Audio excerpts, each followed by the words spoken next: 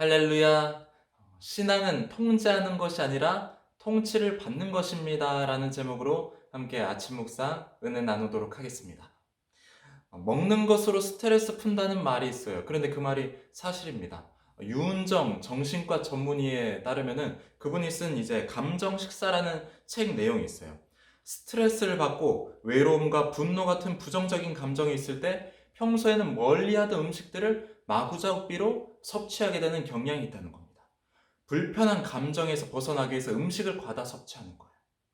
육체는 그렇게까지 많이 먹을 필요가 없는데 이 정서적 허기가 진다는 거예요. 그래서 배가 안 고파도 심리적으로는 배고픈 상태에 빠진다. 그래서 다이어트 할 때 정서적 허기짐이 부르는 가짜 배고픔을 주의하라, 그렇게 말을 합니다. 폭식으로 고민하는 분들, 무작정 식이요법을 이것저것 도입해보기보다는 내 감정 상태를 먼저 파악하는 것이 중요합니다. 야식을 먹고 폭식을 하는 내 감정의 원인은 뭔가? 감정을 마주할 때 다이어트 절반은 성공하는 거예요.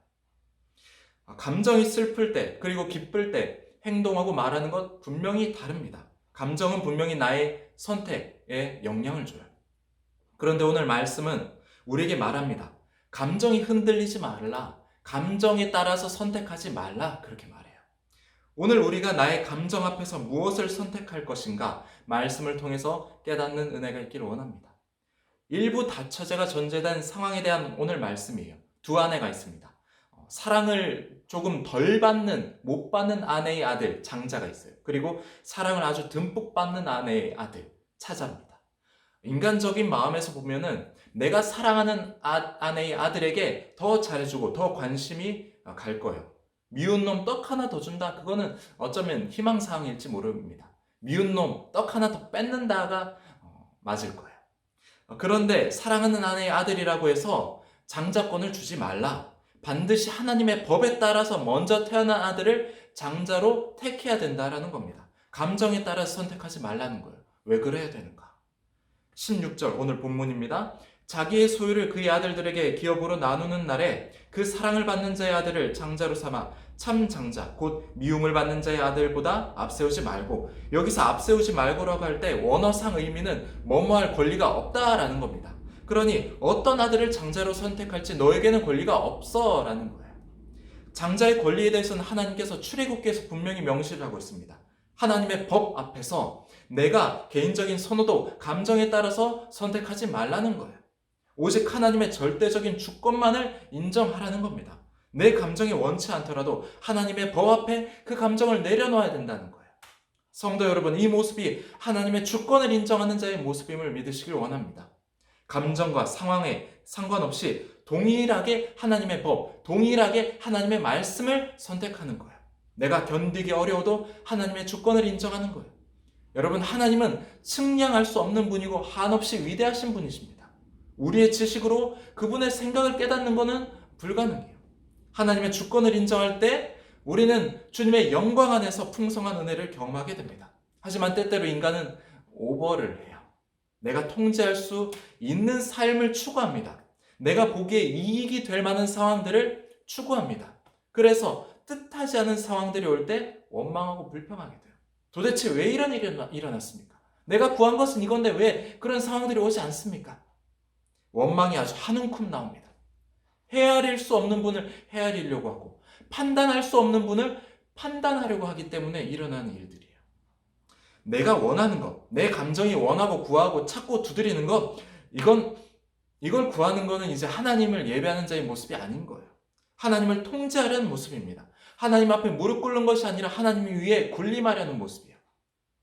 하나님의 주권을 우리가 인정해야 됩니다. 내 감정이 우선시 되지 않도록 주의해야 돼요. 감정은 여러분, 감정은 진리가 될 수 없습니다. 감정은 진리가 될 수 없어요. 결단코 내 삶에 복음보다 감정이 앞서는 일이 있어서는 안 돼요. 복음이 나를 끌고 가야 됩니다. 하나님께서 주신 그 사명이 나를 끌고 가야 되는 거예요. 감정에 이끌리면은 신앙생활도 감정대로 하게 됩니다. 감정이 좋지 못하면 헌금 생활 못하고 예배 생활 못하고 그런 일들이 발생하는 거예요. 그래서 우리가 항상 감정을 주의해야 되는 겁니다.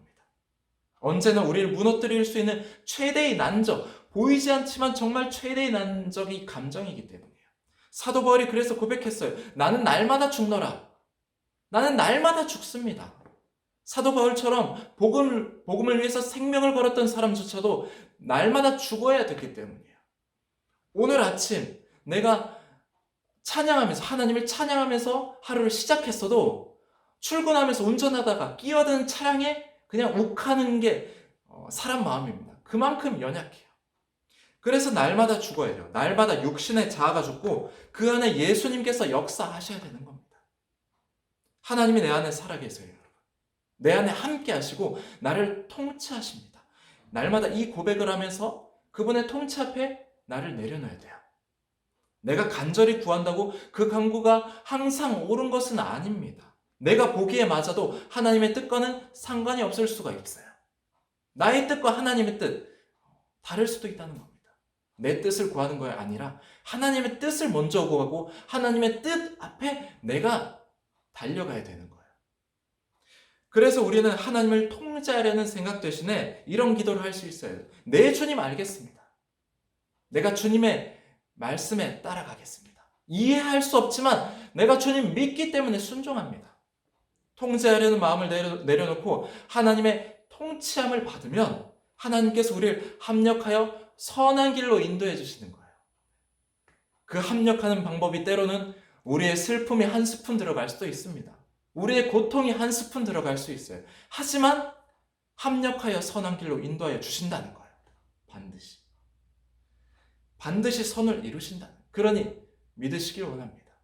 하나님을 믿고 하나님과 함께 우리가 믿음의 여정길에 올라서시길 원합니다. 또한 오늘 말씀은 부모님을 거역해서 가정의 질서를 깨뜨린 자녀를 어떻게 해야 되는가를 알려주고 있어요. 21절입니다. 그 성읍의 모든 사람들이 그를 돌로 쳐 죽일지니 이같이 내가 너희 중에서 악을 제하라. 그리하면 온 이스라엘이 듣고 두려워하리라. 너희 중에 악을 제하라는 겁니다. 그만큼 가정 공동체가 중요하기 때문이에요. 가정을 통해서 하나님께서 뜻하신 바가 있기 때문입니다. 하나님께서 세상에 가장 먼저 창조하신 공동체는 가정입니다. 그리고 죄가 들어오기 전 창조 원리가 가정이라는 말인 거예요. 가정을 만드신 다음에 주어진 것이 바로 지상 명령입니다. 땅에 충만하라, 땅을 정복하고 다스려라. 가정을 창조하시고 난 다음에 가정을 통해서 주신 명령이에요. 하나님께서는 가정을 통해서 이 땅에 하나님 나라를 드러내길 원하십니다. 가정의 제1 목적이 하나님의 뜻대로 세상을 바꿔나가는 사명의 시작점이 되는 거예요. 그래서 신명기 6장은 말합니다. 내 자녀에게 정말 부지런히 가르쳐라. 일어날 때이든지 앉아 있을 때이든지 누워 있을 때이든지 길을 갈 때이든지 하나님의 말씀을 강론해라. 그렇게 말하고 있는 거예요. 부모들이 자녀에게 말씀을 가르쳐서 하나님 백성으로 자라나게 하고 하나님의 뜻을 이루어나가는 자녀로 자라나게 하도록 가르쳐라는 거예요. 그런데 하나님의 뜻을 이루기 위한 부모의 가르침을 무시한다. 하나님께서 부모에게 주신 그 권리를 무시한다. 그러면 어떻게 하나님을 제대로 믿을 수 있냐는 거예요. 더 넓게는 이 땅에 어떻게 하나님 나라를 세워나갈 수 있냐는 거예요. 못한다는 겁니다. 공동체의 신앙이 잘 전수되어져서 거룩한 하나님의 백성이 되도록 오늘 이 계명을 주신 겁니다. 말씀을 정리합니다. 여러분, 신앙은 통제하는 것이 아니라 통치를 받는 것입니다. 하나님의 뜻의 통치를 받고 하나님의 방법대로 통치를 받고 우리의 모든 상황과 사건을 통해서 가장 합력하여 선한 결과를 이루어내신다. 그것을 여러분이 믿으시길 원합니다. 또한 우리의 가정이 말씀 위에 세워지길 원합니다. 가정이 신앙으로 바로 세워져야 이 땅에 다음 세대의 소망이 있어요. 가정이 시작점이 되어서 이 땅에 하나님의 뜻이 충만하여지고 하나님의 말씀으로 세상이 통치함을 받는 그날을 꿈꾸며 하나님의 주권을 인정하는 하루, 가정 공동체를 신앙으로 세워나가는 복된 하루가 되길 주님의 이름으로 축복합니다.